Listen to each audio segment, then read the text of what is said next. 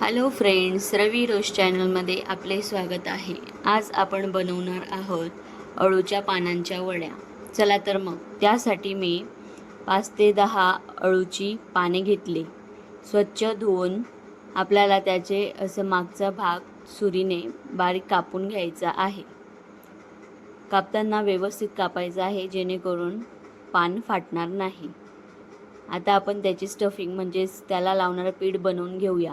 त्यासाठी मी इथं 2 वाटी बेसन घेतला, अर्धा चमचा ओवा घेतला, त्याला चोळून घ्यायचा आहे.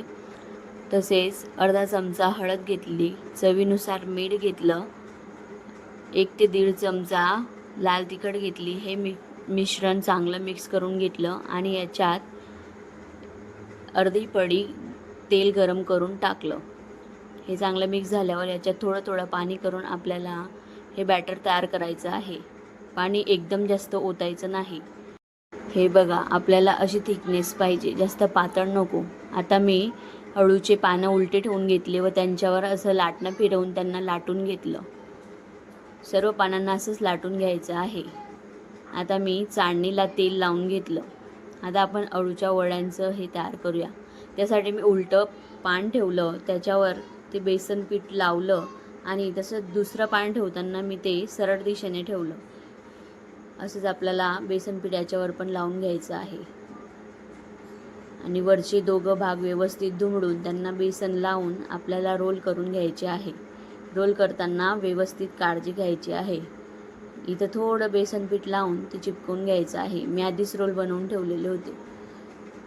सर्व असेच बनवून ठेवायचे आणि आपल्याला हे बेसन पीठ लावताना जास्त प्रमाणात पण लावायचं नाही, त्यामुळे अळूच्या वड्यांची टेस्ट बदलते.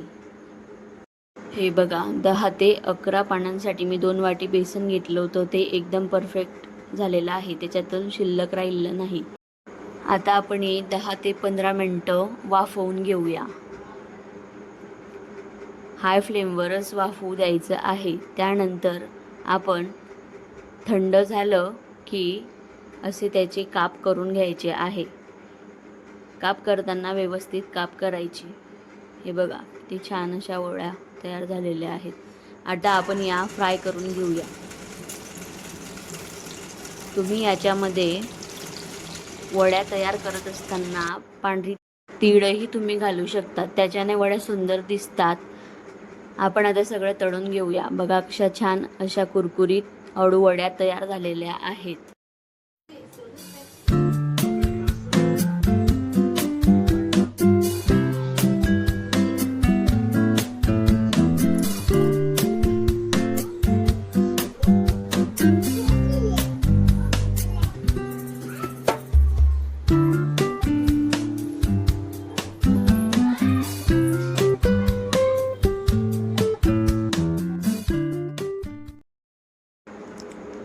अळूवड्या छान दिसण्यासाठी मी याच्यावर तीळ फुरफुरली. आता आपण टेस्ट करून बघूया. बघा, किती छान दिसायला.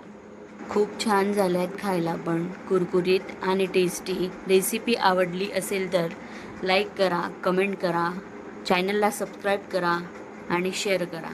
Thank you for watching.